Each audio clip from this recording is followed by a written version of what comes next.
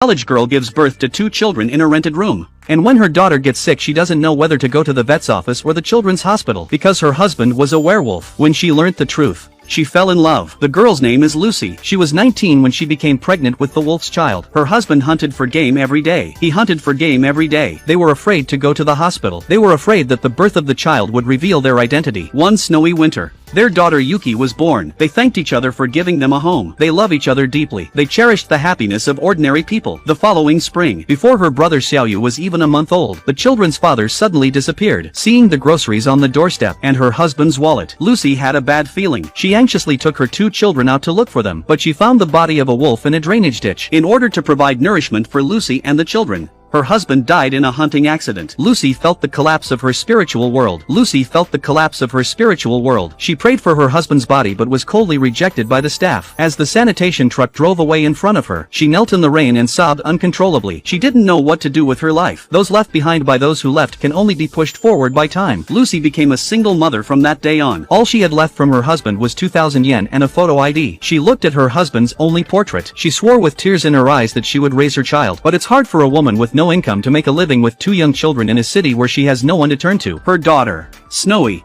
is very active. She's a big eater. She's always clamoring for food. Whenever she gets excited, she transforms into a wolf. The wolf's natural instinct is to tear the house down. Her younger brother, Xiaoyu, is very different from her sister. He's timid and introverted. He's physically weak because he eats so little. He had to be fed every 2 hours. Lucy had to take a break from school to take care of her 2 children. She quit her part-time job. The whole family relies on her father's meager savings. Lucy was also a first-time mother. She didn't know how to raise a wolf child and couldn't talk to anyone around her. Only when the child was asleep could she endure the sleep to read the information. Sometimes the baby would cry so loudly that the neighbors would come to her house to scold her. Lucy could only carry the baby to the park all night to calm it down. At least at night he didn't have to worry about people seeing him. But Yuki was so active that she had to go out during the day. Just arrived at the park, Yuki was about to fight a dog. Lisa grabbed the baby and turned to run. She knew that if her cover was blown, it wouldn't end well. That's what's bothering Lisa the most. Every full moon, the 2 children would howl uncontrollably. The landlord came to the door and reprimanded her. They're not going to rent to her anymore. The Child Welfare Center received a report. They said she was keeping the children locked up, and they couldn't find their vaccination records. The staff suspected her of child abuse. Lisa had to fight her way out of the house. In the early days after her husband's death, it was harder than she thought it would be. She stayed up all night that night, thinking about the future of her family. The pressure of life was too much, forced Lisa to make a decision. She took her children and left the city where she had no choice, to the isolated countryside. This is an old house in the woods in the mountains. It was as old as ruins, but it was cheap, far away from the hustle and bustle. There's not a single neighbor around the house, because of the wild animals. So the villagers moved to the bottom of the hill. The honest agent advised her to look at other houses, but this was Lisa's ideal home, so the family settled here. Yuki excitedly explored the front and back of the house. She was curious about everything. Rain, on the other hand,